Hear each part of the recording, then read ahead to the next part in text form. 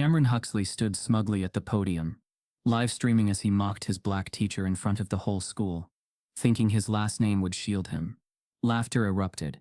The teacher stood frozen, humiliated. But 10 minutes later, the entire room fell silent, as the projector behind Cameron flickered to life, revealing something no one saw coming. What played next would destroy reputations and start a war. Before we deep dive into this interesting story, subscribe to our channel and tell us where are you watching from. Share in the comments below. It began with a hum, low and almost undetectable, a restless energy flowing through the packed auditorium of Brookshire Heights Academy.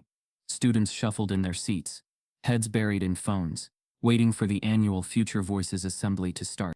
To most of them, it was just another break from lectures, an hour to scroll, whisper, laugh.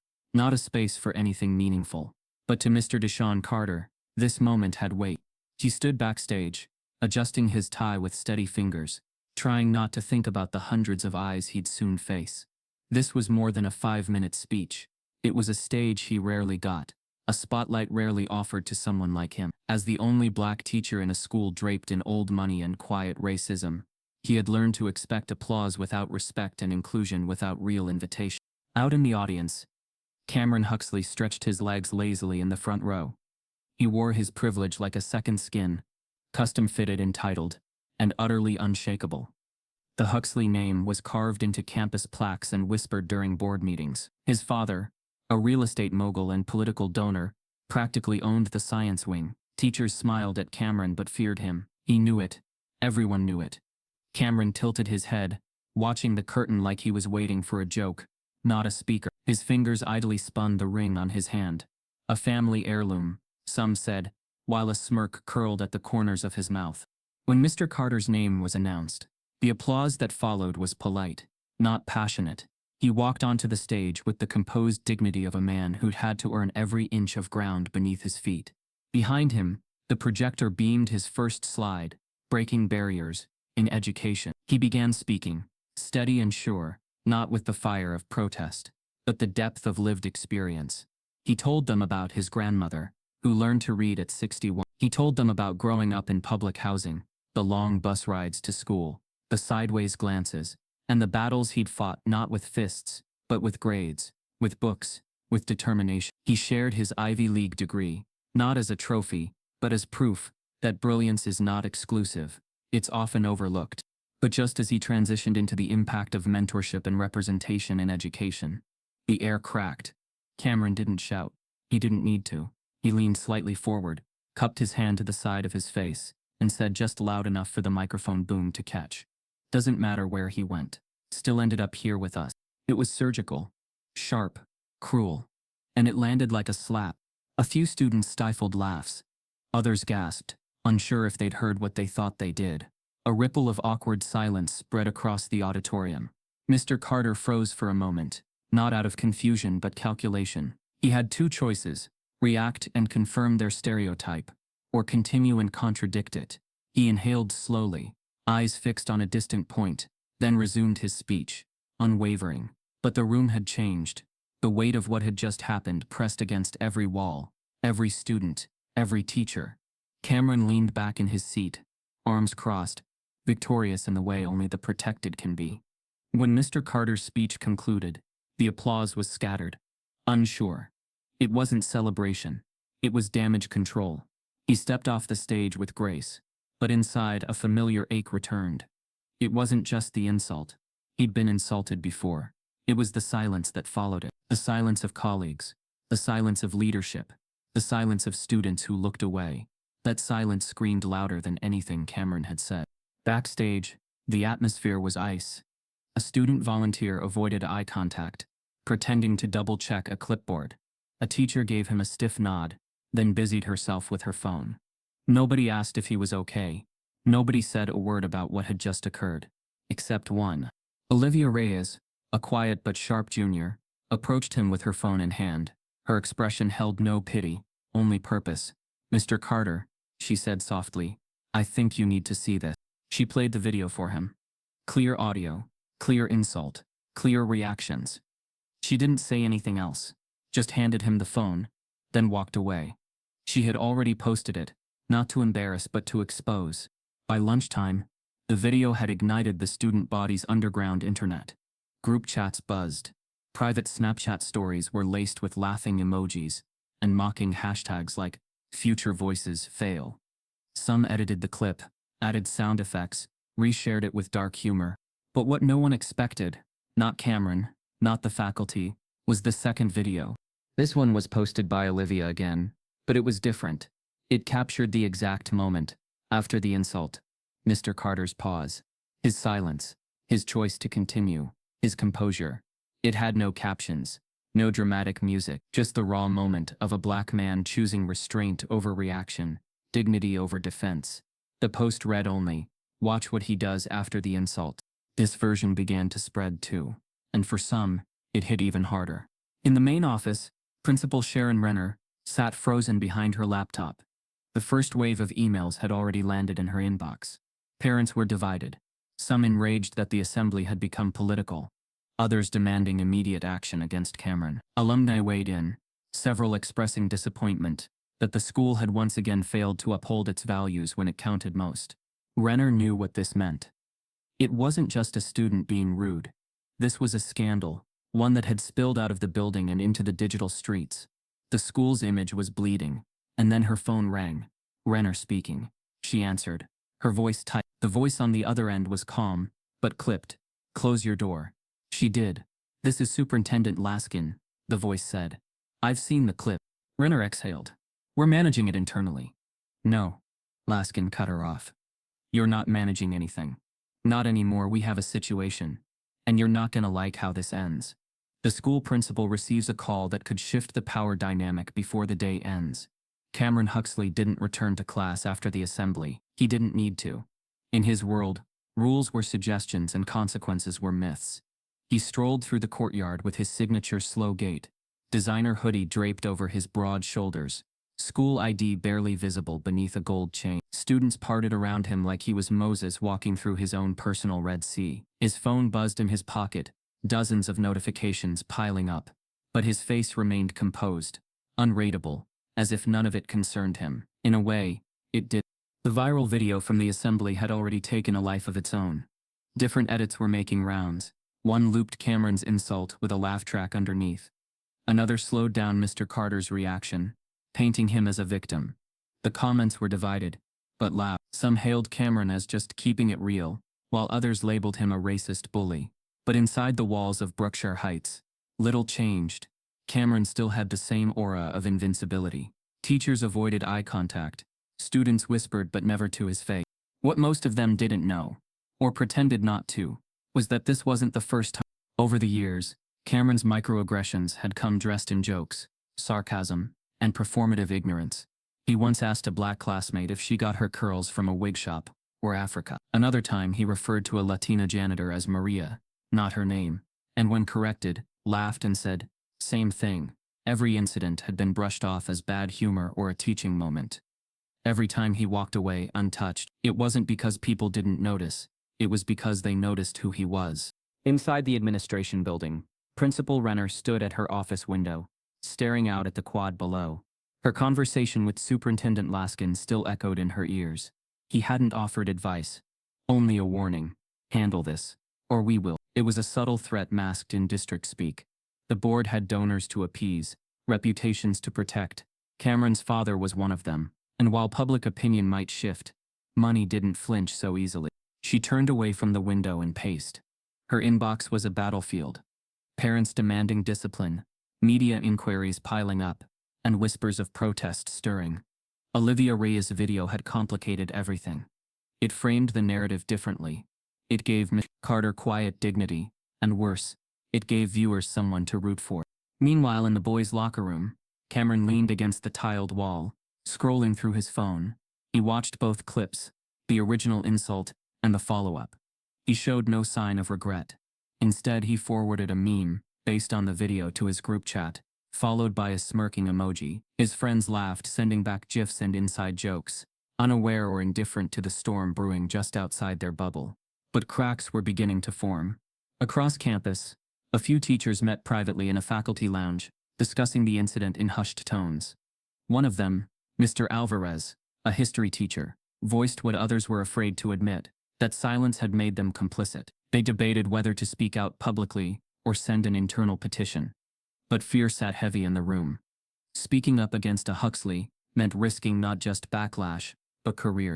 In the library, Olivia sat with her laptop, her screen split between schoolwork and the growing comment threads under her video. She read the words people were posting, some in support, others in venomous denial. She didn't reply. She just observed. But her silence wasn't passivity. She was watching, learning, waiting.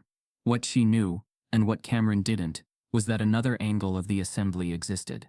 A student in the back row had recorded the entire thing, including Mr. Carter's backstage exit, the way faculty ignored him, the subtle emotional toll unraveling in real time. That video hadn't been posted yet, but it existed, and Olivia had it. Later that afternoon, Cameron strutted into the student lounge, where a small group had gathered to watch the news coverage now touching national headlines. A local station had picked up the story. Words like racial insensitivity, elite privilege, and viral classroom moment were being tossed around. Cameron laughed as he walked by, tossing a comment into the air that made a few students stiffen. They didn't respond, not because they agreed, but because they didn't know what to say. Confronting Cameron wasn't just social suicide, it was useless. Nothing ever stuck to him. Until now. As the day wore on, murmurs of an emergency school board meeting began to circulate. Anonymous flyers appeared in lockers, bathrooms, even slipped into library books. Silence is violence. Speak up. A few students wore black in solidarity with Mr. Carter. Others, confused or conflicted, stayed neutral. But the atmosphere had changed. For the first time, privilege felt exposed, not broken, but illuminated. And then it happened. In the quiet corridor outside the AV room, Cameron was approached by someone he didn't recognize, a freshman with a nervous posture and a shaking hand. Without saying a word, the student handed Cameron a small flash drive, then disappeared down the hall before he could ask questions. Curious, and slightly amused, Cameron plugged the drive into a school computer moments later. What he saw wiped the smirk off his face. The video was raw, uncut, time-stamped, and it didn't just show the insult, it showed Cameron before the assembly, bragging to his friends that he was going to shake things up, mocking Mr. Carter's voice, his clothes, even impersonating him in an exaggerated tone. It caught everything. The arrogance, the premeditation, the entitlement. There was no way to spin it as a joke now. It wasn't just a moment of ignorance. It was cruelty, caught on camera, and worse, it was already scheduled to post. A notification pinged. Olivia Reyes tagged you in a video. A student secretly records a moment that even Cameron didn't see coming. Brookshire Heights Academy knew Mr. Deshaun Carter as the calm, composed black teacher who never raised his voice, never lost his temper, and always wore tailored blazers with polished shoes. He taught economics with a steady cadence and soft authority, slipping in lessons about financial literacy and generational wealth that made some students uncomfortable, not because they disagreed, but because they'd never thought about money beyond having it. But they didn't know him. Not really. They didn't know that before Brookshire Heights. Mr. Carter sat in high-rise conference rooms, overlooking the Manhattan skyline. That he'd once worked for one of the top private equity firms on Wall Street, where he wore $3,000 suits and negotiated seven-figure deals before the age of 30. They didn't know about the white-gloved doormen who never smiled at him, the boardrooms where his suggestions were echoed by white colleagues and applauded as their own, or the cab drivers who refused to stop when he left the building late at night. He had been brilliant, not just smart, but the kind of genius that made hedge fund managers lean forward and listen. But it hadn't been enough. The racism on Wall Street wasn't loud. It didn't come in slurs or confrontations. It came in being overlooked, underestimated, excluded from closed-door meetings, and passed over for promotions after training the man who got it. It came in questions about whether he really went to Dartmouth or if he played sports to get in. It came in client dinners where waiters handed him the check assuming he was the assistant. And it came in the breaking point. A whispered joke at a charity gala about diversity hires, said right in front of him, followed by laughter. That night, Deshaun Carter walked out of his office with nothing but a duffel bag and a resignation letter. He left millions on the table. He walked away from a life most would kill for, because it was slowly killing him. Brookshire Heights wasn't his first teaching job after that. He'd worked in public schools, underfunded, overcrowded, chaotic, where he brought order with empathy and structure without fear. Students respected him. Parents thanked him. But he also saw how the system failed kids who looked like him. How black boys were punished faster, graded harsher, and watched closer. How ambition was discouraged if it didn't come with obedience. It lit something inside him, a mission. When the offer from Brookshire Heights came, he hesitated. It was a sharp pivot from the kids he'd been fighting for. This was a school of privilege, generational wealth, and a deep unspoken history of racial exclusion. But something about walking into the lion's den appealed to him. Maybe he thought he could change it from the inside. Maybe he thought if even one Cameron Huxley saw him and thought twice about the stereotypes, it would be worth it. But what happened on that stage reminded him of a truth he had tried to forget. Some systems don't want to change. They want you to stay silent while they crush you slowly. That evening, Mr. Carter sat in his modest apartment just outside town. The walls were lined with books. Baldwin, Morrison, Coates, and framed photographs of students he'd mentored over the years. He didn't turn on the TV. He didn't need to. He'd seen the video. Both of them. And he saw the comment sections. Some comments defended Cameron, twisting the narrative to make Mr. Carter seem bitter, too sensitive, or trying to make it about race. Others attacked him directly, anonymous usernames calling him unqualified, questioning why he worked there in the first place. But there were also comments that stunned him, former students from other schools thanking him, strangers reposting Olivia's clip with messages of admiration, educators across the country asking how they could help. He didn't know what to do with that. He had been conditioned to expect silence, not support. As he sifted through his emails, one subject line stood out. "You need to see this." There was no name, no signature, just a Dropbox link. He hesitated. Scams and threats were not new to him. But something about the timing, something told him this wasn't a virus. He clicked. The video opened with grainy footage, clearly a phone camera, probably hidden. It wasn't the auditorium this time. It was a hallway. The angle was low, like it had been recorded from behind a locker or inside a backpack. In it, Cameron stood with 3 of his friends, all in varsity jackets, laughing about something unseen. And then he said it, clear, confident, like it was a rehearsed performance. "Watch me rattle this dude today. I'm gonna roast him in front of the whole school." His friend chuckled. Another asked if it was worth the risk. Cameron shrugged. "What's he gonna do, cry? He's not dumb enough to fight back. They never are. He'll just suck it up like they always do." The laughter that followed was loud, careless, damning. Mr. Carter froze. This wasn't just disrespect. This was premeditated humiliation. This wasn't a teenager making a poor choice in the moment. It was a calculated act of racism, executed with confidence that there would be no consequences.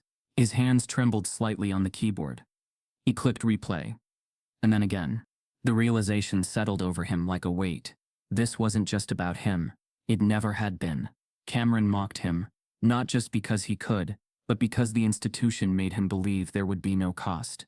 Because this school, this system, had always protected boys like him. This footage, this hidden recording, it changed everything. But who sent it? He opened the file again, and noticed a faint reflection in a locker mirror. At the edge of the frame, a student, barely visible, holding a phone low against their leg. He couldn't identify the face, but the bravery it took, the risk it shook him. Someone had been watching. Someone had decided to act. Outside, night had settled across the town, but in Mr. Carter's apartment, the glow from his screen cast long shadows across the floor. The air felt thicker now, heavier with possibility. This wasn't just about viral videos anymore. This was about patterns, about exposure, about finally pulling back the curtain. And yet, something still felt unfinished. Like a puzzle missing its final piece. He refreshed his email. Another message appeared. No subject, no text, just one attachment. He opened it, and his breath caught, because this wasn't a student recording. It was a screen recording, from inside the school's internal email system. And it showed something far worse. An email sent from the principal's office, hours before the assembly. Subject advisory. Manage Mr. Carter's talking points closely, per Huxley request. Mr. Carter receives an anonymous message with footage that could change everything. The email stared back at Mr. Carter like a betrayal wrapped in corporate language. Short, surgical, chilling, advisory. Manage Mr. Carter's talking points closely, per Huxley request. It was dated the night before the assembly, The sender was Principal Renner's assistant. The recipients included 2 other administrators and the school's communications director. There was no mention of Cameron by name, but everyone knew Huxley wasn't referring to the student. It meant his father, the man who'd written 6-figure checks and had a private phone line to the superintendent's office. Mr. Carter closed the file slowly. His mind was spinning, not in anger but in precision. The pieces were assembling now. This hadn't just been about an entitled student. This was a carefully engineered structure built to protect power, status, and the illusion of progress. The administration had known the risk of letting him speak. They'd tried to dilute his message before he even stepped on stage. And when Cameron struck, they didn't just fail to respond, they fell silent with intention. Across campus, the mood was shifting. Students sensed it. Teachers whispered behind closed doors. The tension wasn't just about race anymore. It was about exposure. The school's clean reputation was beginning to crack, and everyone knew cracks eventually split open. But even as conversations stirred, the administration moved fast behind the scenes. The official statement was bland, buried in the 3rd paragraph of the weekly parent newsletter. We are aware of an incident that occurred during our Future Voices assembly and are working internally to address concerns. No names, no details, just smoke. The message came with an attachment, a policy PDF on inclusive behavior, and a link to a feedback form. The tone was sterile, meant to pacify without provoking, but it didn't work. Within hours of the statement going live, students and parents flooded the school's social media pages with screenshots, memes, and personal testimonies. Someone leaked the entire group chat thread between Cameron and his friends before the assembly. The screenshots were damning. Not only did they show the mocking tone, but they also revealed how Cameron had planned the entire thing, even referring to Mr. Carter as our token professor. The leak ignited the next phase of the backlash. A new hashtag trended locally. Geo Brookshire Blackout. But the administration didn't flinch publicly. Behind the doors of the conference room, Principal Renner met with the crisis response team, a group of lawyers, PR consultants, and school board members, all speaking in neutral tones about narrative control and donor optics. Renner looked exhausted, but not remorseful. Her job wasn't to pursue truth. It was to protect the institution, and the institution was under fire. The school board chairman, Walter Finn, paced the room while speaking in clipped phrases. He insisted that media silence was the best option. Don't feed the story. Don't engage. Let it die on its own, he said. But another board member pushed back, warning that with each new leak, silence looked more like guilt. Meanwhile, Mr. Carter sat quietly in his classroom during his planning period, sifting through an inbox that was no longer his own. Messages from former students poured in, some heartbroken, others angry. A few teachers from nearby schools reached out, offering solidarity, sharing their own experiences of being silenced or sidelined. His eyes rested on a message from a name he hadn't seen in over a decade. His former Dartmouth professor who simply wrote, "I saw what they did. You were born to disrupt this." That line stayed with him. Still, the pressure grew. The school administration had yet to issue a direct apology. Cameron remained untouched. No suspension, no disciplinary hearing, not even a public acknowledgement. Students started murmuring about a walkout. The tension had become electric. Then, just when the school thought it had contained the narrative, a post appeared on Twitter that changed everything. It came from a local freelance journalist, Reggie Thomas, known for exposing city corruption and school board scandals. The tweet was simple. Hearing Brookshire Heights is sitting on emails and footage that could shift the story completely. If you're a student or faculty, my DMs are open. Accountability is coming. The post exploded. Within hours, Reggie had received dozens of anonymous tips. Some students sent screenshots of racist jokes circulated in student forums. Others sent evidence of Cameron's history of targeting black students, mocking hairstyles, speech, and even one disturbing photo from last year's Halloween where he'd worn a prison jumpsuit with "Free to Homies" written in Sharpie across the chest. Reggie wasn't just reporting now, he was building a case. Back at school, Principal Renner received a phone call that made her grip the edge of her desk. It was the head of the Donor Relations Committee. He was livid, not because of the scandal, but because parents were threatening to pull funding unless a scapegoat was named. Fast. Her position was clear: protect the board, protect the donors, and keep Cameron out of it. Her solution came swiftly. She called Mr. Carter into a meeting, the next day under the pretense of a wellness check. The counselor was present, a representative from HR. Werner wore her professional mask like armor. They didn't accuse him of anything directly. Instead, they suggested that the situation had become a distraction, and that it might be wise for Mr. Carter to take some time off. A personal leave, they said, for your mental well-being. He didn't speak. He just watched them, measuring their words, calculating their strategy. They wanted him quiet, not gone, just invisible. But they'd miscalculated something. Mr. Carter was no longer alone. That evening, Reggie Thomas received a tip from an anonymous student with access to the school's staff server. The screenshots included 2 emails between Principal Renner and the superintendent, dated before the Future Voices Assembly, discussing whether Mr. Carter's speech could draw unwanted racial focus. One line stood out. Let's remind him this is an inclusive event, not a platform for personal experience. Reggie knew what he had. And now, so did the world. A local journalist catches wind of the cover-up and starts digging. The storm outside Brookshire Heights wasn't just online anymore. It had seeped into the very architecture of the school. The hallways, once sterile and quiet, now buzzed with an uneasy tension. Students whispered in clusters near lockers. Heads huddled close, their glances sharp and fleeting. Some passed Mr. Carter without making eye contact. Others stared too long without saying a word. Silence again became the loudest sound in the building. But this time it wasn't ignorant, it was strategy. Everyone was watching. Everyone was calculating. Mr. Carter walked the halls with the same poise he always had, but the weight had changed. It wasn't just the echo of Cameron's insult or the administration's betrayal. It was the growing sense that truth didn't matter here. Only perception. The same colleagues who used to greet him warmly now mumbled short pleasantries before quickly turning to pretend tasks. Their smiles were thinner, their nods mechanical. It wasn't discomfort. It was distancing. They were drawing lines, choosing sides without declaring them. In the teacher's lounge, a familiar scene played out. Coffee brewed, chairs scraped floors, jokes floated between tenured staff. But Mr. Carter wasn't invited into the warmth anymore. One teacher, Miss Holloway, muttered that this is why we shouldn't mix politics with education, while another nodded, adding, he's a good teacher, but maybe he took it too personally. A third sipped from her mug and whispered that he was milking it. No one questioned Cameron. No one acknowledged the video's context. Instead, they recentered the narrative around Mr. Carter's reaction, not the racism itself. That's what institutional gaslighting looks like. Not in flames, but in a slow erasure. Meanwhile, the PTA was holding emergency meetings, not to discuss accountability, but damage control. Olivia Reyes's mother attended one, only to find the conversation twisted beyond recognition. The parents, most of them white, affluent, and uncomfortable, weren't asking what could be done for Mr. Carter. They were debating how to protect the school's image.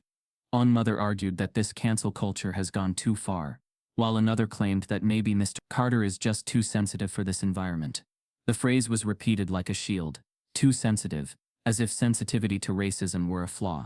Outside the PTA building, Olivia waited for her mom in the car, scrolling through her phone. What she saw hit her like a punch. A new wave of anonymous Instagram accounts had appeared overnight.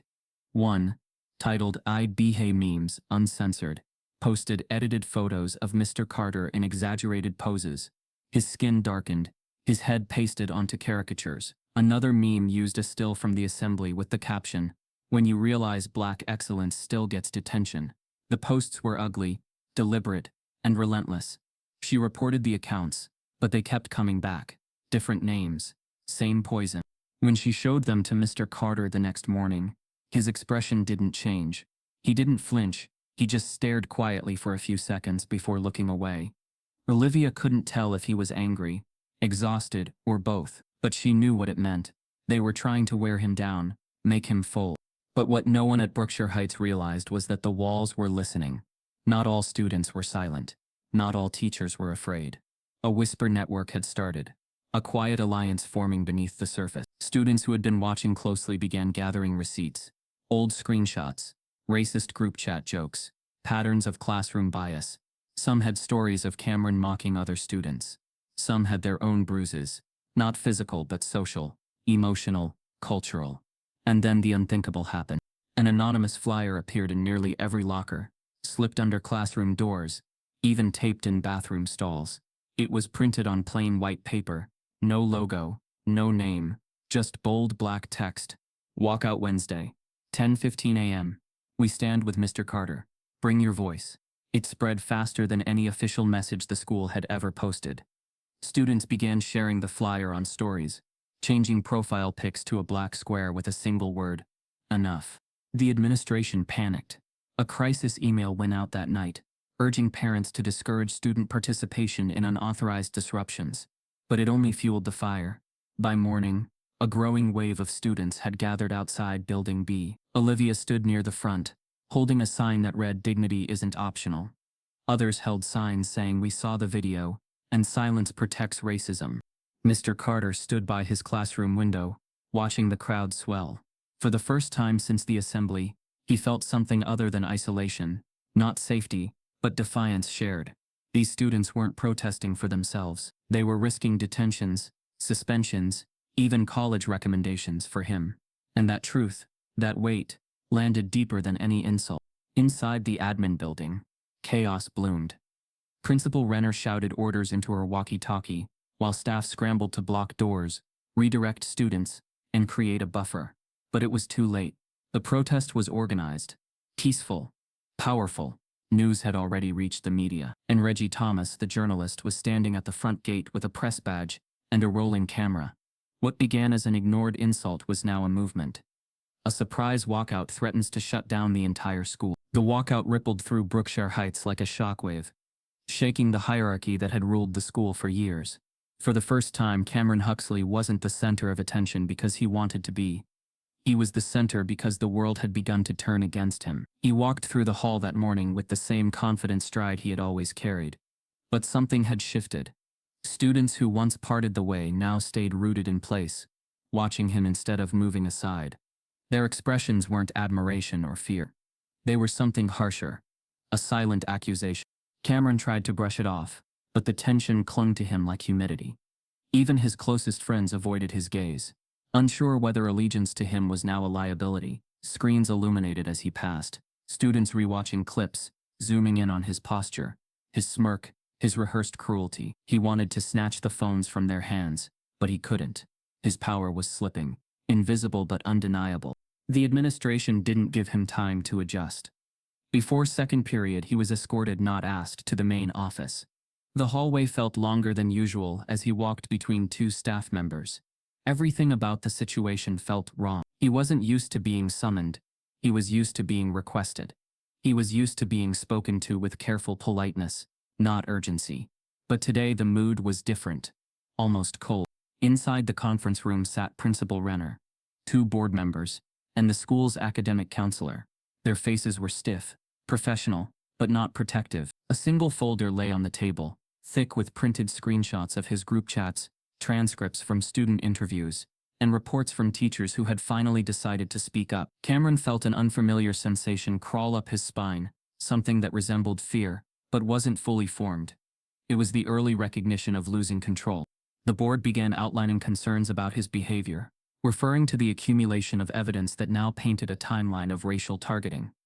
They spoke clinically, dissecting the patterns without emotion.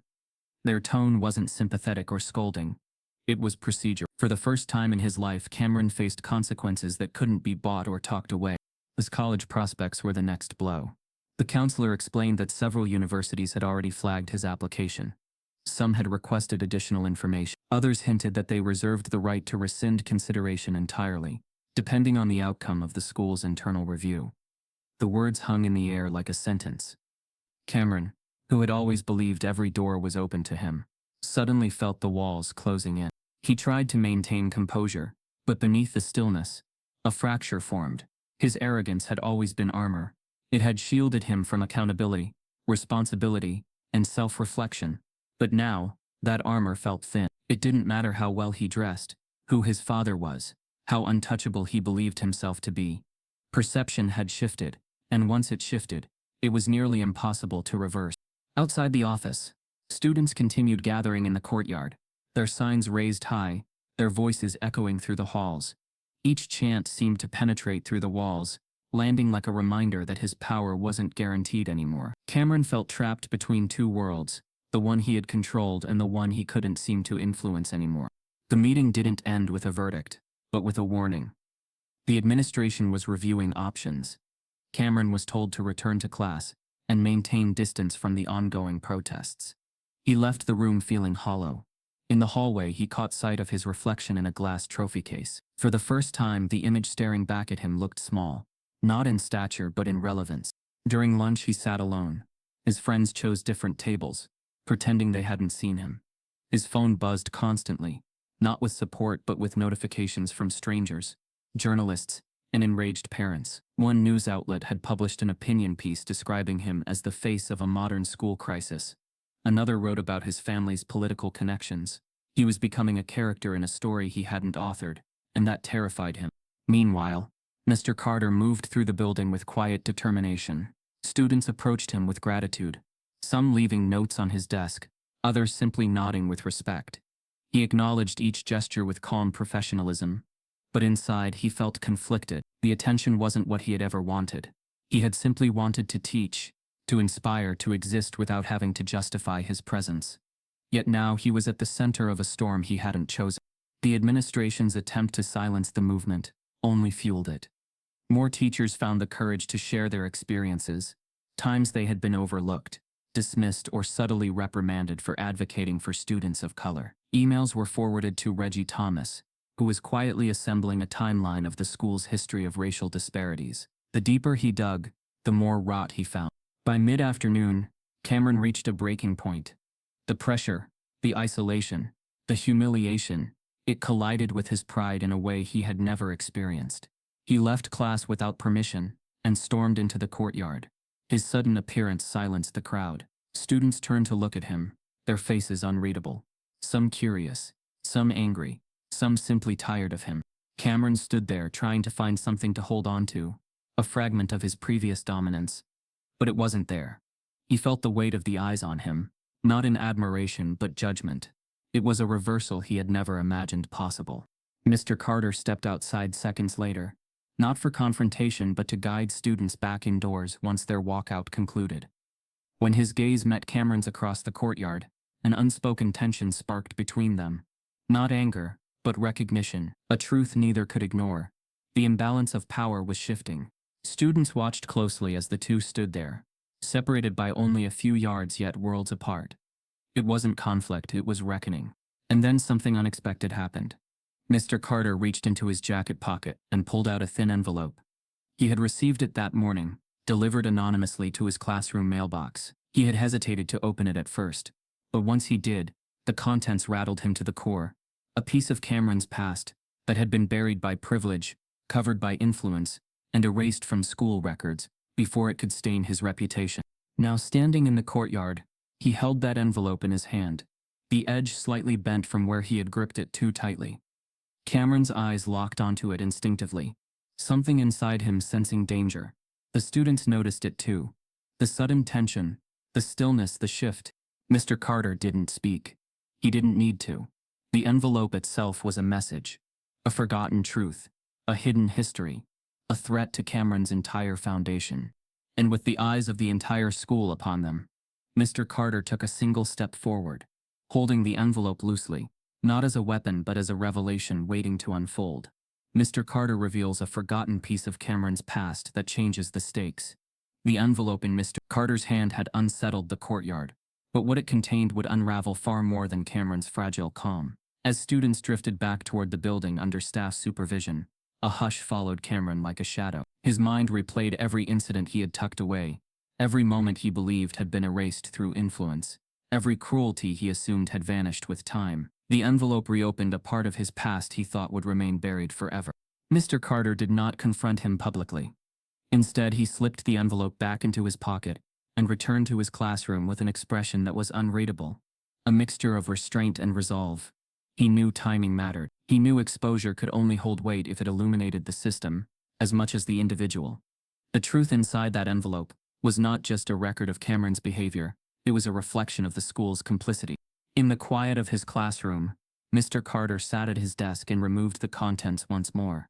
The papers were crisp, printed on official Brookshire Heights letterhead, stamped by the counseling department. The report documented an incident from 7 months earlier, one involving a black student who had withdrawn from the school abruptly after reporting targeted harassment by Cameron. The harassment was detailed with painful precision, mocking comments about skin tone, derogatory references to the student's neighborhood, and subtle threats wrapped in sarcastic humor.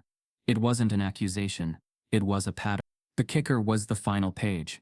A signed note by the school counselor, Ms. Lorne, claiming the incident had been addressed, and that further action might harm the school's public standing, given ongoing donor relations.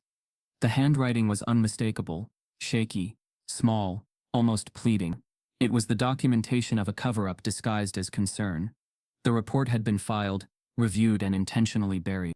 Mr. Carter exhaled slowly, understanding that this file answered a question he had subconsciously held since his first month at the school. He had noticed the way certain students navigated the campus with quiet discomfort, the way some avoided classrooms on specific floors, the way others seemed to shrink when privilege passed by. There had been stories whispered by former staff, vague references to past problems that worked themselves out.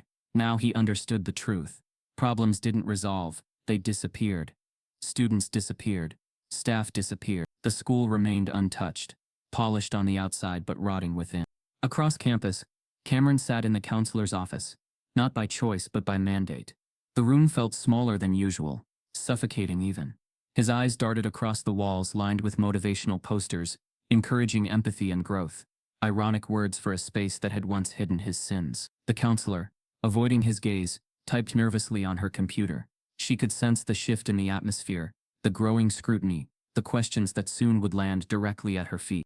She had told herself for years that she was protecting students by maintaining peace, avoiding scandals, keeping the environment stable.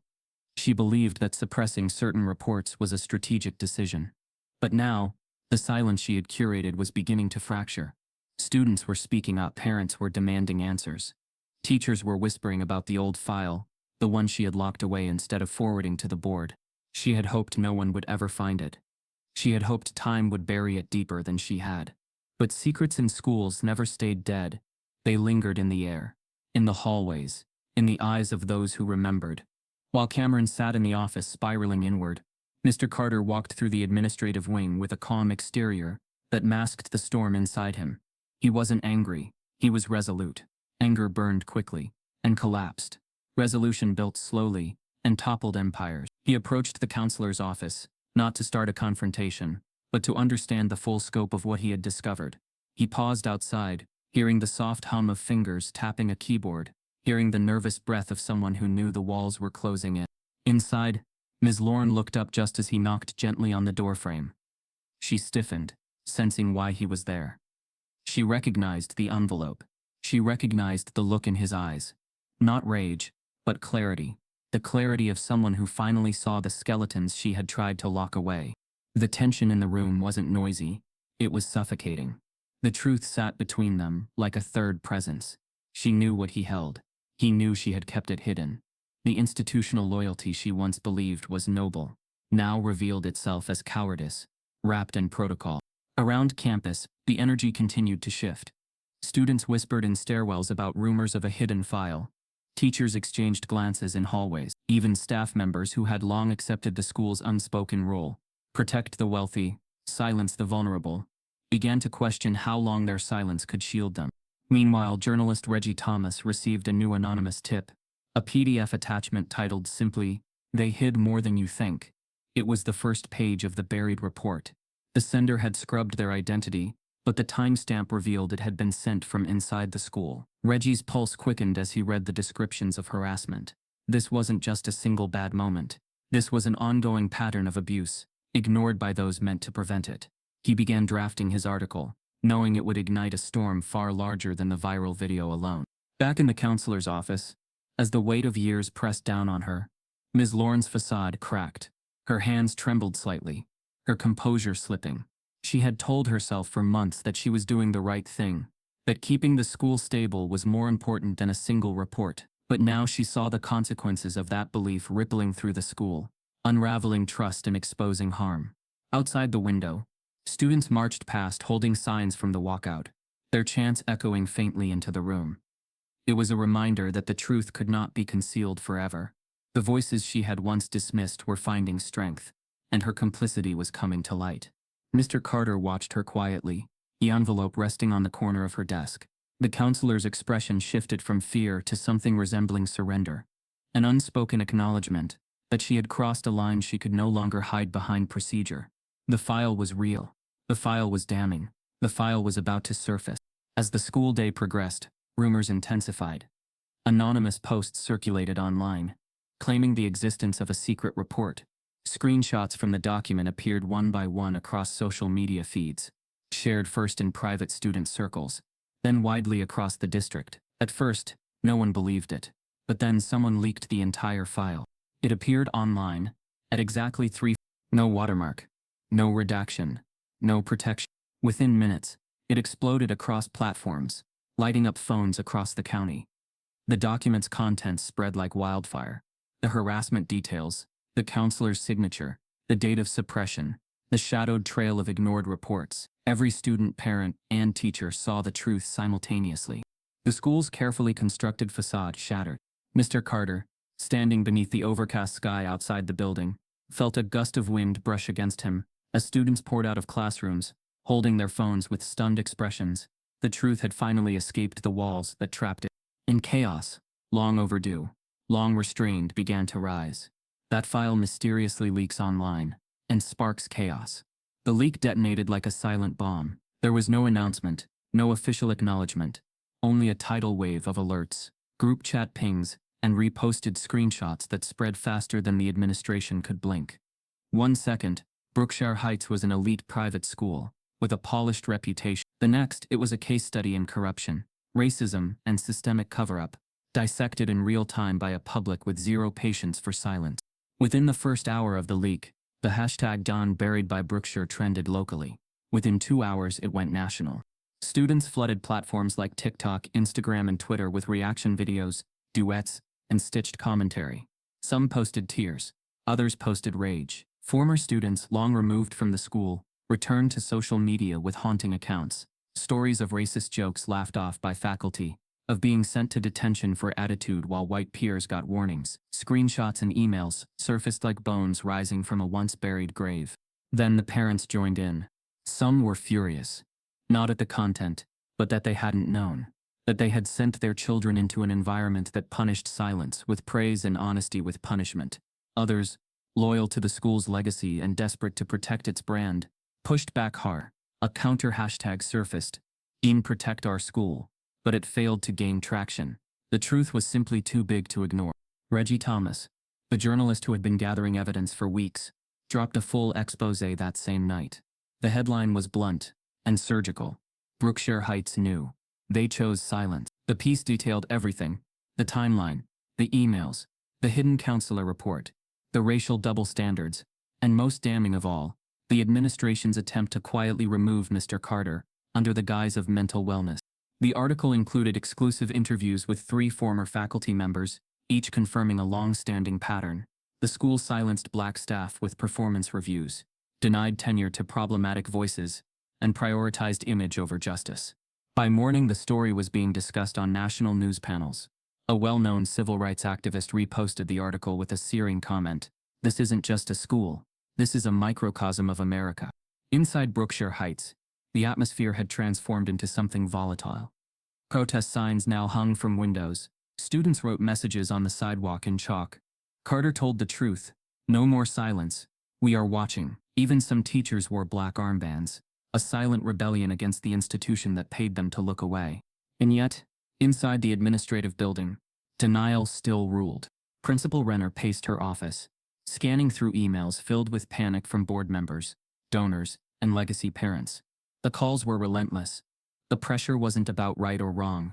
It was about containment. She had survived minor controversies before. But this was different. This had roots. This had traction. And worst of all, it had a face. A calm, well-spoken, black teacher, with credentials too spotless to discredit, and a story too painful to ignore. Renner met with the school board, in emergency session that evening. Their decision was swift, but dressed in diplomatic language. They wouldn't fire Mr. Carter outright. That risked backlash. Instead, they drafted an exit package, a carefully worded resignation agreement, disguised as an opportunity to transition out with dignity, a payment, a quiet departure, a non-disclosure clause. When Mr. Carter was called in the next morning, the mask of civility was back in place. The HR director sat beside the principal, smiling gently but offering no comfort. The folder on the table was thick with policy jargon and payouts, but its message was crystal clear: walk away quietly, or stay and be investigated for creating disruption. The irony hit Mr. Carter like a cold wind. They were offering him hush money, not because he had done something wrong, but because he hadn't. Because he had remained visible, composed, unshakable in the face of what was designed to humiliate him. His presence alone had become an indictment, not of their policies, but of their priorities. He flipped through the folder slowly, skimming the paragraphs designed to seduce and suppress. The language was clean, almost sympathetic, but each line felt like a tightening noose. We appreciate your contribution. We want to offer you time to reflect. This decision does not reflect performance but environment. The environment they had allowed to flourish. Across campus, students waited. Word of the meeting had spread like wildfire. Many believed this was it, that the school would finally make the right decision. But the longer Mr. Carter sat in that office, the more he understood. The school didn't want healing. It wanted quiet. It didn't want change. It wanted control. Outside the building, Olivia Reyes stood near the student memorial wall, reading a letter she had just received from a former student who had left Brookshire 2 years prior after similar harassment. The stories matched. The pattern was undeniable. What had happened to Mr. Carter wasn't new. It was just the first time it had been seen. Back inside, Mr. Carter closed the folder and looked up at the faces across from him. Faces that had once smiled at him in faculty meetings, praised his calm demeanor, used his presence to parade diversity without ever truly respecting it. Now those same faces looked nervous, not because they feared what they had done, but because they feared what the world had now seen. He didn't sign. Not yet. Instead he stood, not abruptly, not in defiance, but in clarity. The kind of clarity that only comes when every illusion has finally burned away. He walked out of the office, not saying a word. But the war had changed. It wasn't just about what Cameron did anymore. It was about the system that made him believe he could, and the adults who protected him when he did. And just as Mr. Carter stepped back into the hallway, a staff member ran down the corridor, pale-faced and breathless, phone in hand. A major national outlet had just published a new headline. Not about Cameron, not about the school, but about Mr. Carter himself. Mr. Carter is given a cruel ultimatum: resign quietly, or face formal investigation. The national headline struck like a match in a room soaked in gasoline. It didn't focus on Mr. Carter as the victim of a school controversy. It honored him as a man who had been chosen, targeted, and tested by an institution unwilling to face its own reflection. The article, published by a major investigative platform, called him the educator they tried to erase. It detailed his Wall Street past, his transition to teaching, and the quiet way he had lifted students, all while being suffocated by silence disguised as policy. But while the world was still unpacking the layers of injustice that had erupted at Brookshire Heights, another voice entered the conversation, one that no one saw coming, and none could ignore. Her name was Geneva Carter. To most, she was just Mr. Carter's mother.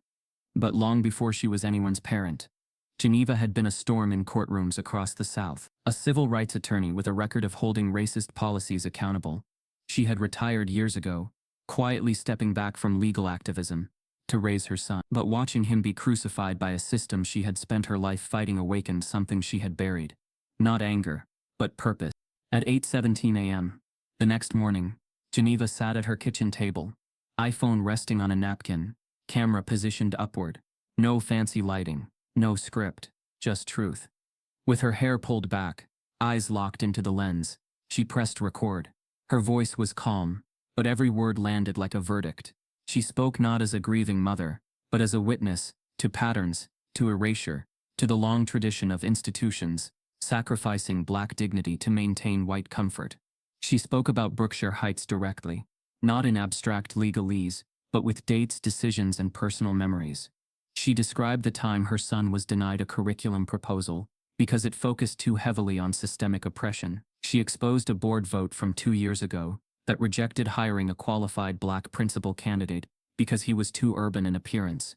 She named people. She named patterns. Her video was 10 minutes long. It took 5 minutes for it to go viral. The hashtags multiplied. Geneva Carter. Mama said it. Protect Mr. Carter. Comment sections exploded with praise, anger, heartbreak. Students reposted clips from the video with overlays of their own experiences at the school.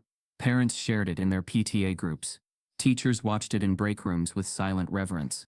But it wasn't just the content that sparked the fire. It was the weight of her authority. Geneva wasn't guessing. She had records, documents, meeting minutes saved from years prior when she had briefly volunteered on the diversity board. She knew where the bodies were buried, metaphorically, and perhaps more literally than anyone imagined. Media networks flooded Brookshire with requests for comment. Principal Renner issued a brittle statement calling the video unfortunate and misleading. The board chair tried to redirect blame onto recent administrative transitions. But their denials only added fuel. No one believed them anymore. Not students, not parents, not even some of their own staff. Geneva's words had cracked something open. That same evening, a new email popped up in Reggie Thomas's inbox. The sender didn't use a name, only the subject line. "She's not lying. I was there." Attached was a letter, signed from a former Brookshire teacher named Evelyn Briggs. She had worked at the school for 12 years before resigning for health reasons. The truth, she revealed, was that she had been quietly pushed out after raising concerns about hostile racial undercurrents in the faculty. But her letter included something even more explosive. She claimed that Principal Renner, then vice principal, had ordered her to discard 3 student complaints against Cameron Huxley during his sophomore year. All 3 complaints involved racially coded language, aggressive behavior, and classroom disruptions. Briggs wrote that she had filed a report regardless, only to find it later deleted from the system without explanation. She believed the files were wiped by Renner herself. Attached to the letter was a screen capture, a blurry archived email exchange from years ago, referencing C. Huxley infractions and advising immediate suppression to preserve enrollment image. The implications were staggering. Reggie confirmed the sender's identity, verified her employment, and began drafting the follow-up story. But before he could publish it, Evelyn Briggs went public herself. She uploaded a video to her personal blog, a quiet, measured testimonial filmed from her backyard, where wind rustled the trees behind her. She didn't cry. She didn't plead. She simply told the truth of what she saw, what she reported, and how she was dismissed when she refused to stay quiet. Geneva Carter reposted the video with one sentence. "We told you this wasn't about one boy." The story had officially mutated beyond Brookshire Heights. It was now a national conversation about what elite institutions do when faced with undeniable proof of internal rot, whether they double down, or finally, reluctantly, crack open. Meanwhile, Mr. Carter remained strangely silent.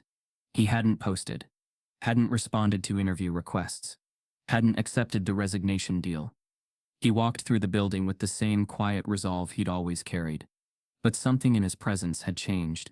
Students stepped aside not out of fear, but reverence. Teachers watched him as if they were watching history being written.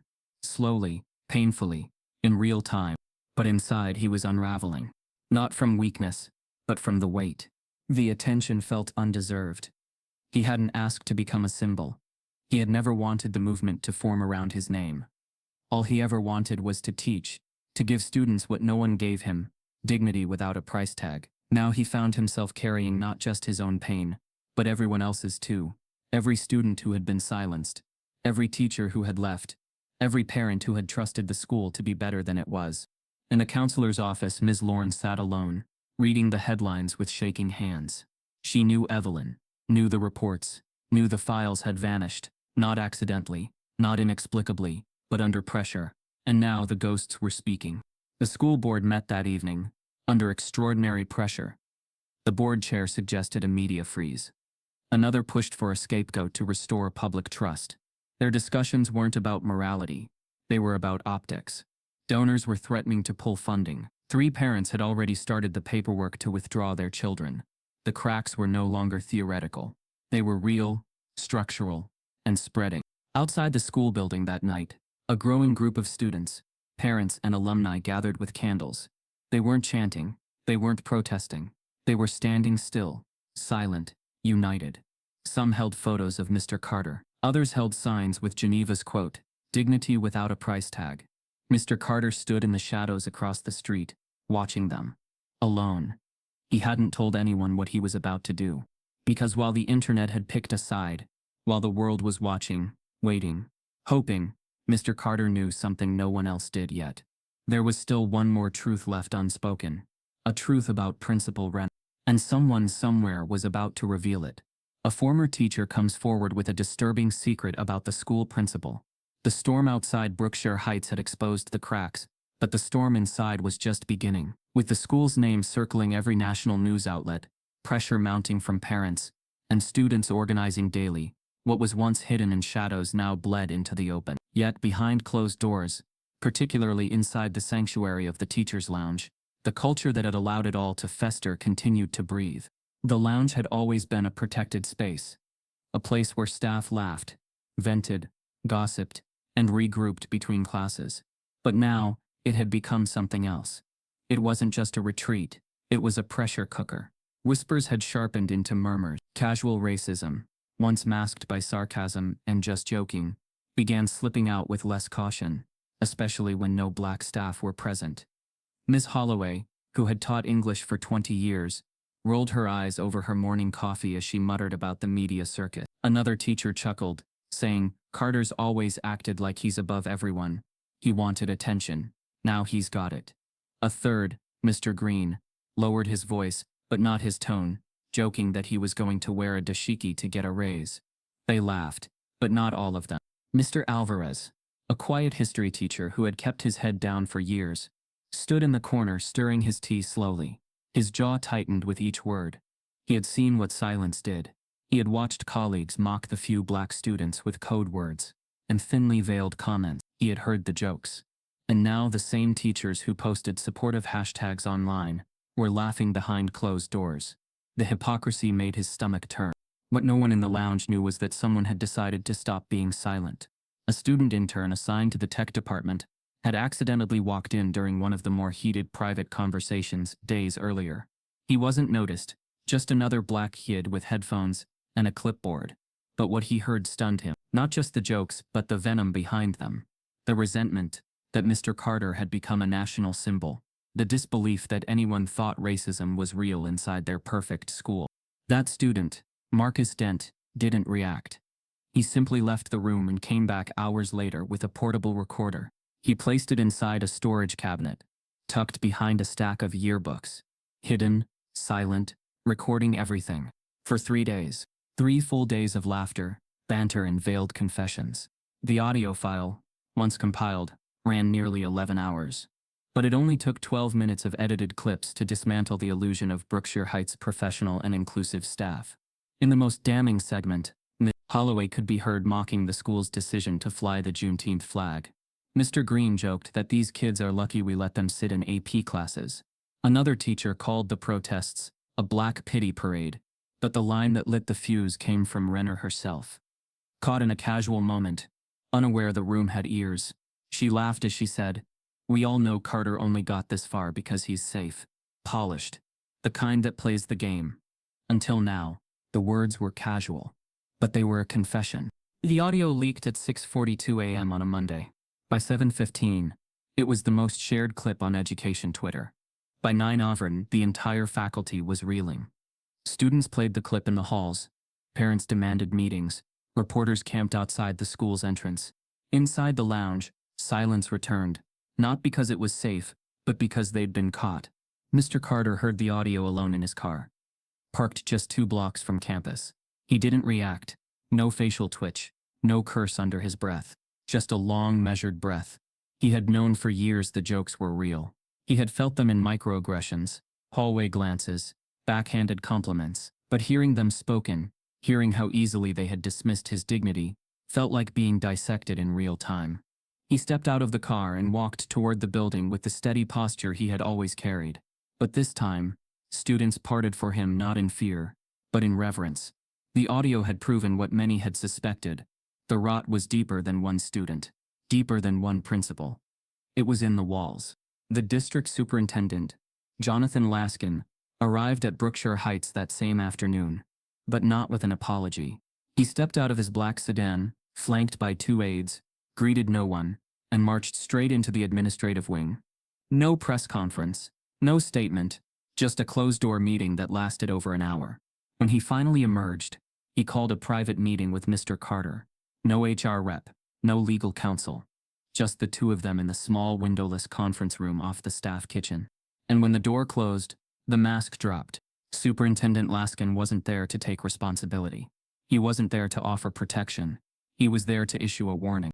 He told Mr. Carter, without flinching, that this had become bigger than Brookshire, that it was a distraction, a liability, and a narrative none of us can afford. He told him that certain donors are demanding de-escalation, and that his continued presence was keeping wounds open. Laskin's voice never rose. It didn't need to. Every word was a threat wrapped in policy. And then he delivered it. A formal district-level investigation into Mr. Carter's conduct during the crisis would begin the following week. A thinly veiled retaliation disguised as procedure.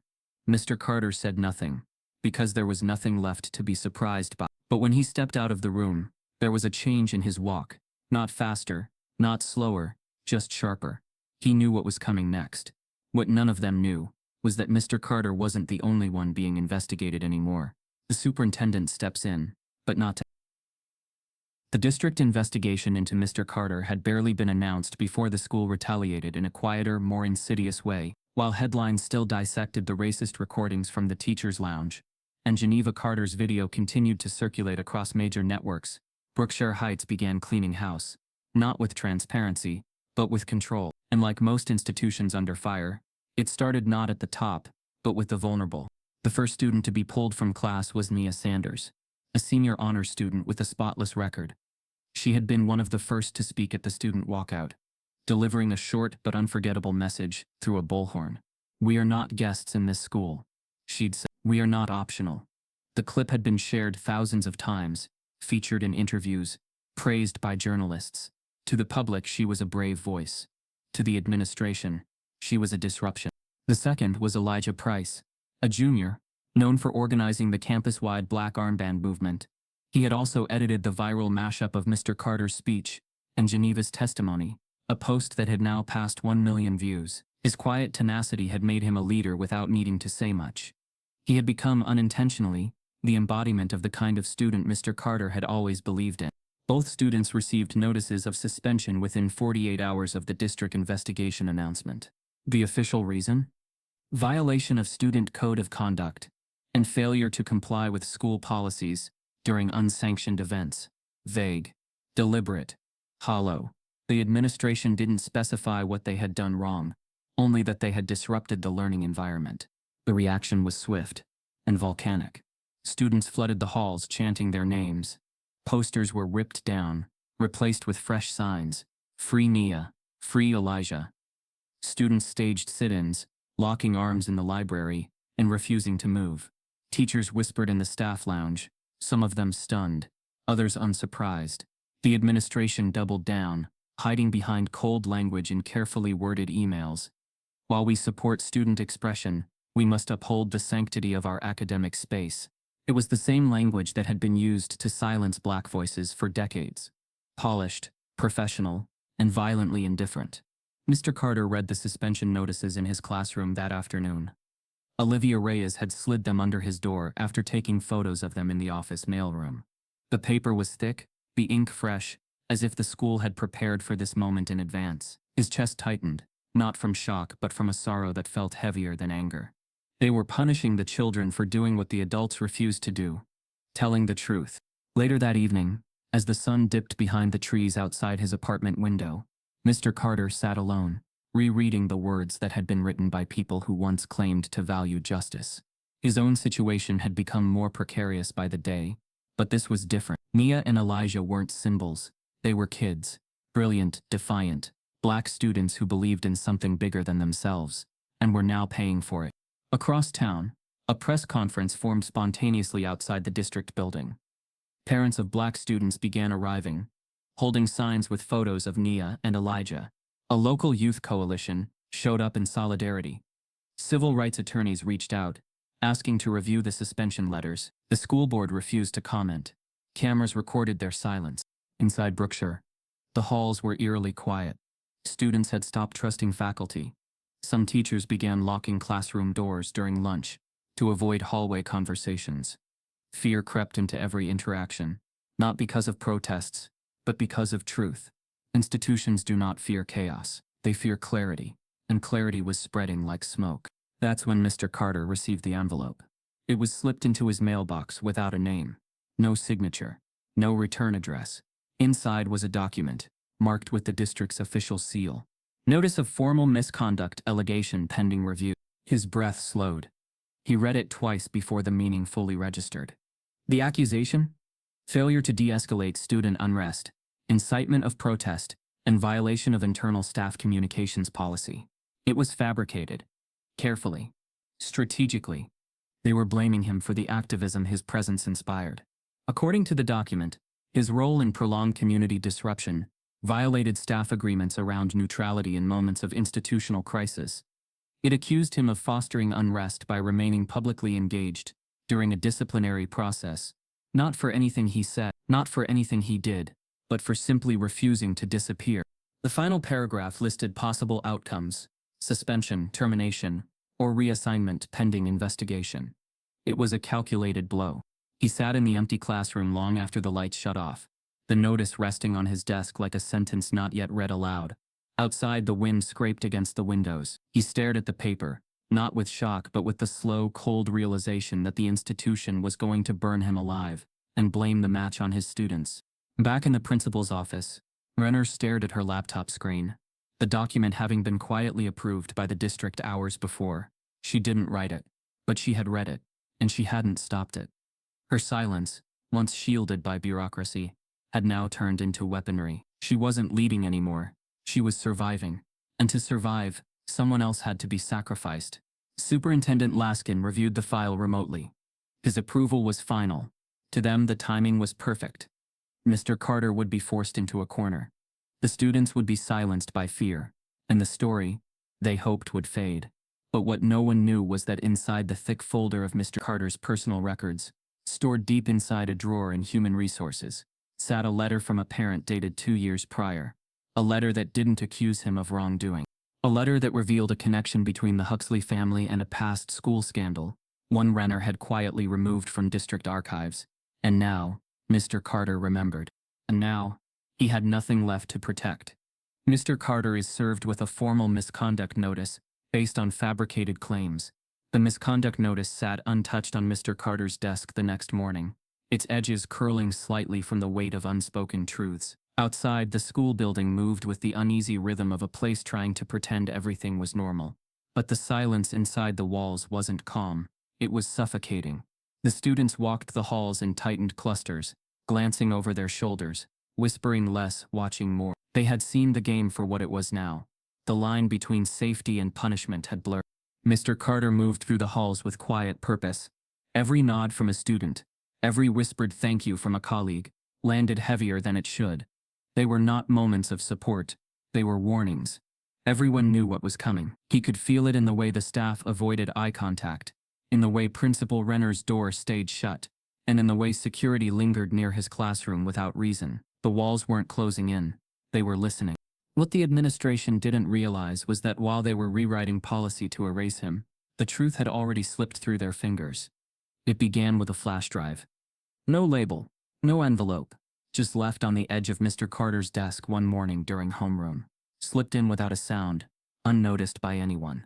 It was light, nearly weightless, but it felt loaded with something electric. He stared at it for a long moment before plugging it into his laptop, more curious than hopeful.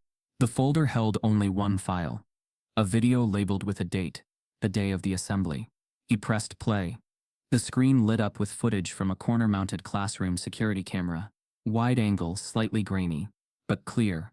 It began 30 minutes before the assembly. Students were filtering into class. Mr. Carter stood at the whiteboard, discussing final project requirements. The classroom atmosphere was focused, quiet, and then Cameron entered. The video captured everything. The shift in energy, the dismissive way. Cameron slumped into his seat, his whispered comments to classmates. The moment he pulled out his phone, recording himself imitating Mr. Carter's mannerisms with exaggerated movements. And then, the most damning part, his words spoken low, but caught clearly by the mic on the camera system. He said it, unapologetically, bragging, that he was going to embarrass Mr. Carter, that he was going to show the school who really runs this place. The smirk, the entitlement, the intent. Then came the assembly. The footage jumped forward. The angle now from inside the auditorium, one of the side security cams often forgotten, used mostly to monitor crowd control. It caught Mr. Carter on stage, captured his posture, his words, but more importantly, it caught the insult, clear, undeniable, and it captured Cameron laughing, high-fiving a friend off to the side while others in the crowd winced or stared. But it didn't end there. The footage lingered on Mr. Carter's face, not just his pause, but the micro-expressions, the split-second tightening of his jaw, the controlled breath, the way he resumed with steady calm. It showed strength, not just restraint. The school had said he was emotionally reactive. The video told a different story. For a long time, Mr. Carter sat there, watching the footage loop in silence. Not with satisfaction, but with something colder. Proof at last, not just of the racism, but of the school's lie. They had framed his composure as disruption, his presence as provocation. And now, this clip told the full truth, without edits, without hashtags, without soundbites. Still, one question remained: who had given it to him? The answer came minutes later. An email pinged into his inbox. No name, just a subject line. He gave me a mop, I gave him a flash drive. The janitor. His name was Harold. Harold had worked at Brookshire for over a decade. Overlooked, underpaid, never quoted in brochures. But he had seen everything, and had access to places no one thought twice about. He had overheard Renner discussing wiping the security footage 2 days after the assembly. He had gone in the night before and made a copy himself, not to cause trouble, but because, in his words, they don't deserve to erase you. Mr. Carter forwarded the file without hesitation. First to Reggie Thomas, then to a group of education journalists now covering the case, then to a local civil rights legal team. By the afternoon, the footage had been authenticated and watermarked. That evening, a well-known national news network, one that had previously aired only surface-level updates, broadcasted the full uncut video during its prime slot. The segment began with a quiet intro. Then the screen split. One half showed the school's official statement, Miss Carter's conduct has created tension and unrest. The other half showed the footage. The real story.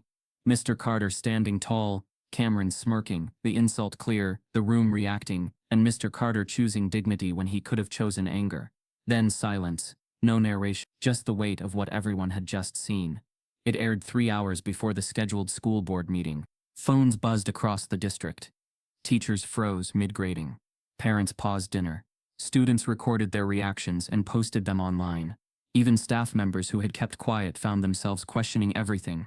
Because now they couldn't pretend. They had seen it.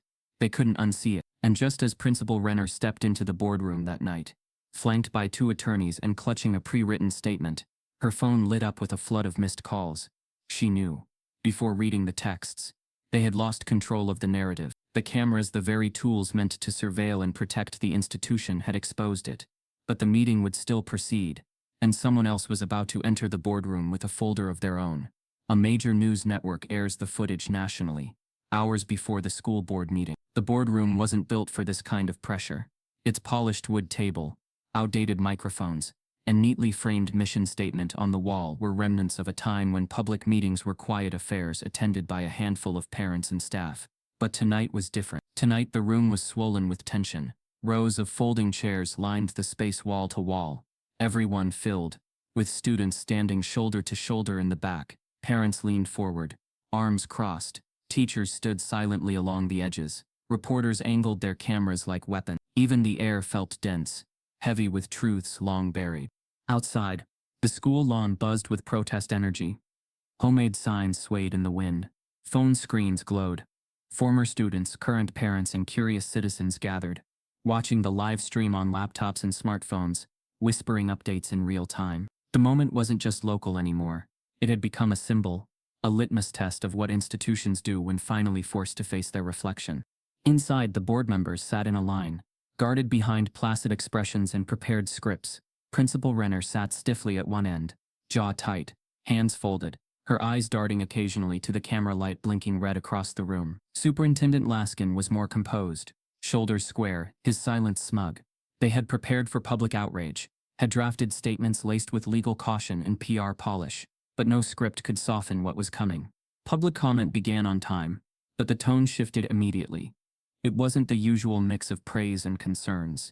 It was an unrelenting outpouring of pain and exposure. A father stood and read an email he had sent to the school 2 years prior about his son being repeatedly called racial slurs, a message he never received a reply to. A teacher recalled being discouraged from assigning books by black authors too often. A student shared that she had never once had a black teacher in all her years at Brookshire, until Mr. Carter. The stories piled high, each one striking deeper than the last. They weren't just anecdotes, they were indictments. Then came the student voices, unshakable, sharp, impossibly young, and impossibly brave. They spoke of what it felt like to walk into classrooms where their worth was minimized. They spoke of what it meant to finally have a teacher who saw them, not just as students but as full people. Miss Carter's name was spoken over and over again, not in praise, but in defense, not as a martyr, but as a mirror for everything the school had tried to avoid confronting. And then, finally, Mr. Carter himself stepped to the podium. He didn't carry papers. He didn't read from notes. He simply stood, his presence louder than any microphone. The room went still, even the hallway outside seemed to hold its breath. He spoke slowly, deliberately, not with rage, but with clarity so precise it cut. He described not the insult, but the infrastructure. Not just Cameron but the decades of behavior that had gone unchecked. He painted the system as it truly was, polished on the outside, hollow within. He didn't ask for his job back. He didn't ask for sympathy. He asked a question, not just to the board, but to everyone watching. What does it cost to stay silent? The question hung in the air, heavier than anything he could have accused them of. There was no applause when he sat down, just silence, deep, reverent, final. Then, after a long pause, the board chair cleared his throat and began reading the official decision. The district would not be terminating Mr. Carter. The misconduct investigation had been dropped. There was a visible wave of relief in the room, but it was short-lived. The chair continued. Mr. Carter, while not terminated, would be reassigned to a different school within the district, in a role more aligned with community rebuilding. The decision, they claimed, was made in the interest of healing and unity. The room erupted. Anger surged through the crowd, like a pulse. Students shouted. Parents stood. Protesters outside began chanting louder. The board sat frozen as the backlash unfolded in real time. The cameras caught it all. The betrayal disguised as compromise. The removal masked as progress. And then came the twist. From the third row, Geneva Carter stood, calm, composed. She walked to the front with a single folder in hand, and placed it directly on the board's table. She didn't need permission. Her presence was permission enough. Inside the folder were copies of a formal ethics complaint, not against Mr. Carter, but against Principal Renner. Geneva had done what the district never thought anyone could. She traced a pattern. A previous student, years ago, had filed a similar complaint involving Renner's handling of racially charged incidents when she was vice principal. Geneva had found the student. She had recorded testimony. She had the sealed documents, ones the school believed had been purged, but Geneva had retrieved them through her legal contacts and now laid them bare. The board members went pale. Renner didn't move. Superintendent Laskin leaned forward, eyes narrowed. The crowd quieted. The power in the room had shifted again, and just as the chair tried to adjourn the meeting, another hand went up. Reggie Thomas, sitting quietly in the back, stood holding a manila envelope of his own. Documents confirming that Renner had overridden faculty recommendations more than once in favor of families with district influence. Cameron's name appeared in those files more than once. The meeting was no longer theirs to control. It belonged to the people now. The district makes a shocking last-minute decision that nobody expected. The sun had barely risen when the weight of Falconix began to press against Cameron Huxley's world like a freight train hitting a glass house. After the boardroom spectacle and the public scandal, the Huxley home, once a fortress of privilege, felt suddenly hollow. The front door, ornate and heavy, swung open to a hushed living room. His father stood there, suit jacket unfastened, face drawn taut with something that wasn't anger exactly, more like shock transformed into cold resolve. The family's chauffeur, parked SUVs. The silent valet staff milling at the corners. But today, even they looked at Cameron differently, not as a son, as a liability. Doors quietly closed. Phones stopped vibrating. At breakfast, the conversation had died before it ever began. His mother, whose manicured calm had long shielded him from scrutiny, avoided his gaze and talked only about handling things with discretion. The weight of expectation, Expectation of loyalty, silence, and preservation pressed on him heavy and clear. This was not a moment to defend himself. It was a moment to survive. And in their eyes, survival meant sacrifice. Within hours, the school district, prodded by donor boards and parent coalitions, released a statement positioning Cameron's public apology as the only path forward if he hoped to salvage his college admission. They framed it as accountability, reflection, even personal growth.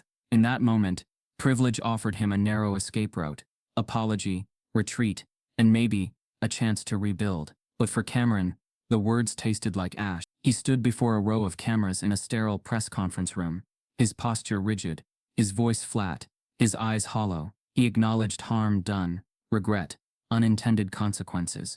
But there was no remorse, no shame, no sincerity to soften the emptiness behind the word. It was a statement crafted for optics, a performance to appease anger and preserve reputation. When the cameras shuttered and reporters filed out, the silence returned, louder than any condemnation. His phone vibrated once, a single message from the admissions office of the university that had offered him early acceptance. The subject line read, "Withdrawal of offer." They cited conduct unbecoming of a prospective student, representing our institution. No negotiation, no appeal, just a rescinded opportunity. That blow hit harder than any firing. For all his wealth, the designer jackets, the golf memberships, the summer internships arranged by his father's contacts, none of it could shield him from accountability now. The university may have sought financial support, but it refused to be tied to a reputation ruined by racism. At home, the fallout grew. Board members of his father's real estate firm began pressing for damage control. Invitations vanished. Charity dinners, fundraisers, country club tournaments once guaranteed by lineage. The staff that once hovered at the edges of opulence retreated. The Huxley name, once synonymous with influence, now echoed with shame. Family friends avoided calls. Associates distanced themselves. On social media, photos of him wearing his Letterman jacket or attending elite events were edited out. Doors closed, ties cut. Cameron tried to reconcile reality. He tried to picture a future beyond the mansion and its privileges, but everywhere he looked he saw the walls closing in. The last place that had promised safety turned into a cage. His social circle evaporated. Old friends turned cold. Text messages went unanswered. The group chats they once used to brag about luxury now flowed with silent judgment, with memes mocking his fall from grace. The currency he had traded in, status, money, influence, lost all value overnight. But the damage was deeper than just social ruin. Deep in the night, when the house was quiet and the world outside felt impossibly distant, Cameron sat alone in his room, staring at the shuttered blinds. He realized that he had never imagined a world defined by consequences that couldn't be bought. He had always believed wealth meant immunity, but now he understood that wealth could only mask cruelty so far. It could not cleanse it. The university withdrawal didn't just cost him acceptance, it cost him his belief in invulnerability. As days passed, the media lost some of its appetite for sensationalism. Headlines shifted. A few anonymous donors quietly restored support to the school. The board issued another statement, this time about moving forward, unity and healing. But for many students, teachers, and parents, the wound remained raw. The school hadn't changed, not in policy, but in silence. Inside the school building, life tried to resume. Students passed Cameron in hallways with lowered eyes. Security still drifted near his usual spots. The administration avoided his name, but the weight followed him. He walked the corridors not like a student, but like a ghost, present but erased. In contrast, Mr. Carter's presence, once marked by solemn dignity, had taken on a different aura. He moved through classrooms, hallways, the library, not as a scandal subject, but as a symbol of integrity. Students nodded at him quietly. Some asked for copies of the public apology transcript. Alumni gathered support funds. Allies in civil rights circles offered mentorship. Rights organizations reached out.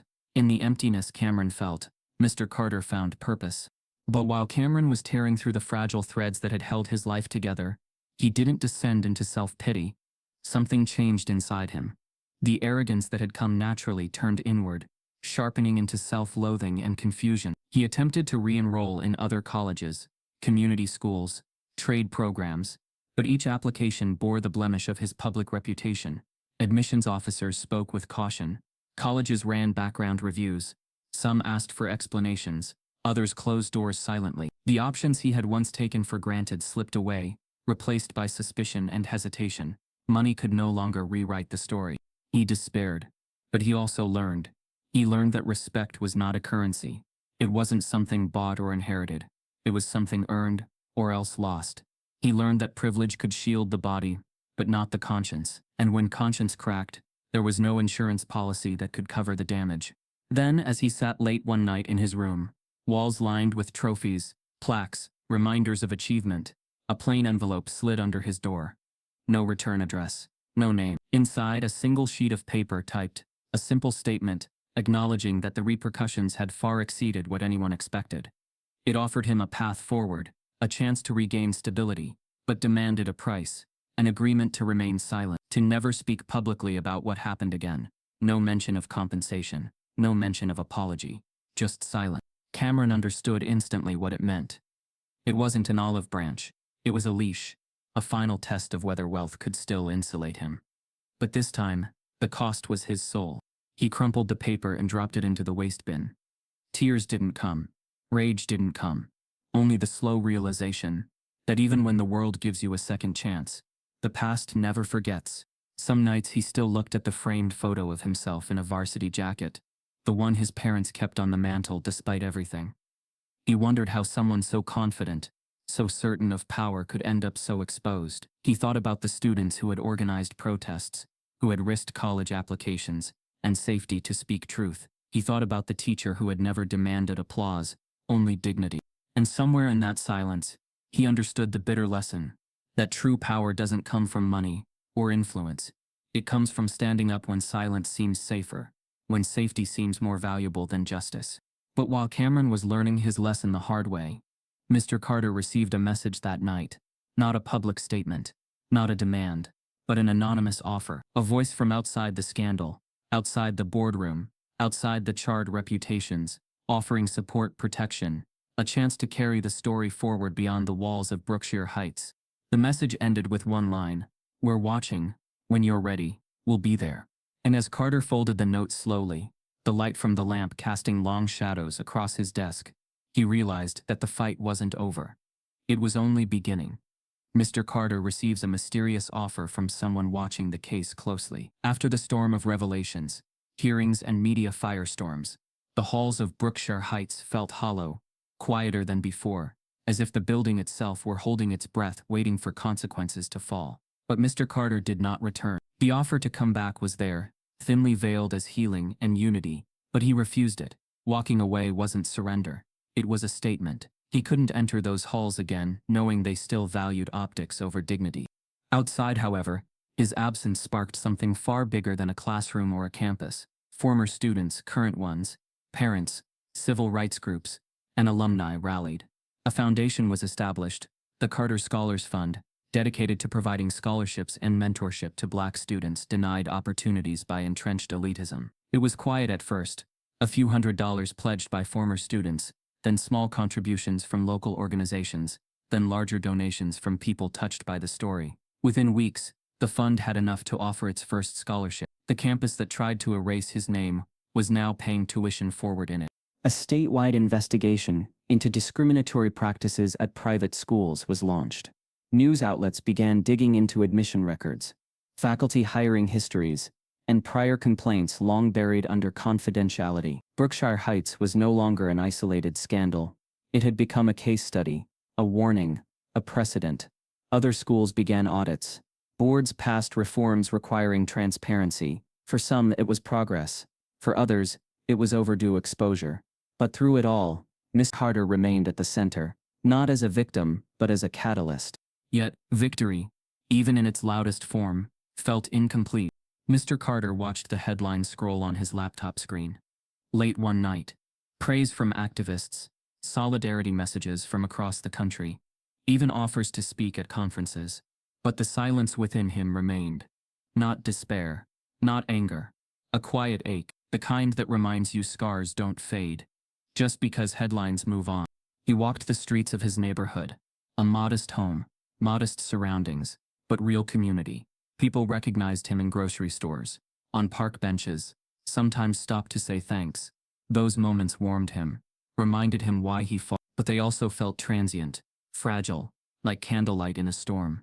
The fight he had sparked was being reframed as past injustice. For many it was already history.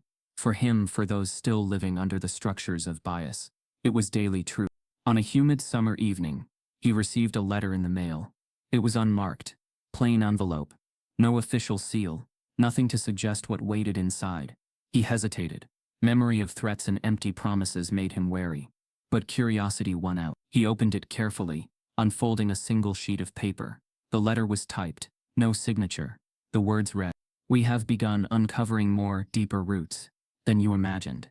What happened at Brookshire is part of a network. If you're ready to expose it, we're with you."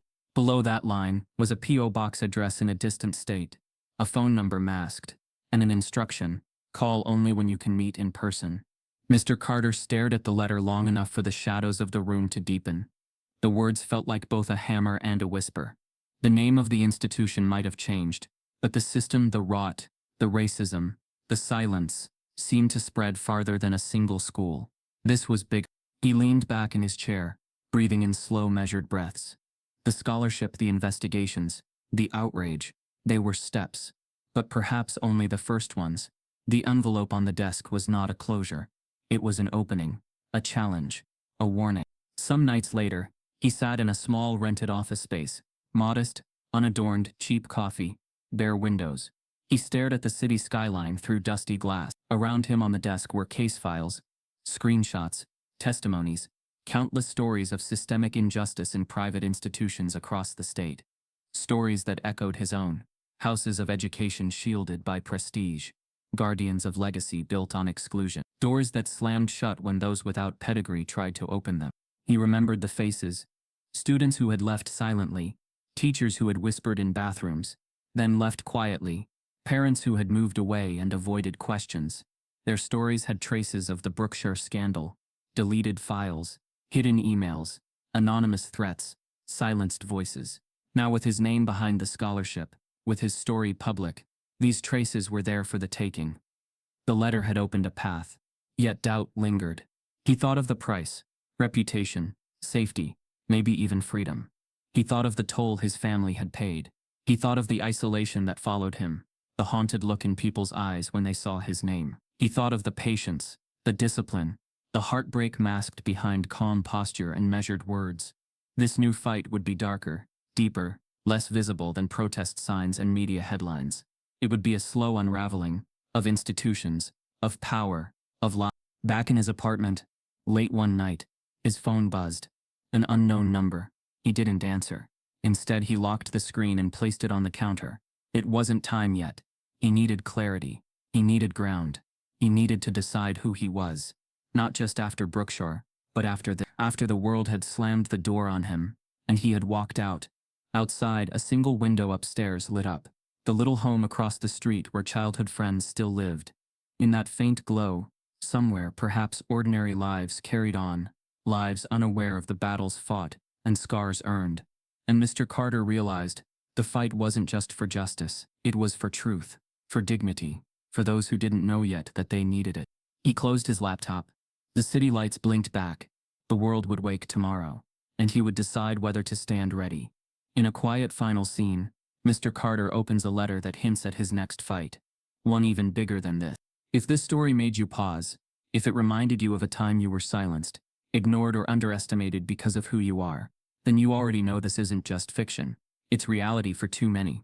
Type yes if you believe silence protects the wrong side. Subscribe if you believe stories like this deserve to be heard.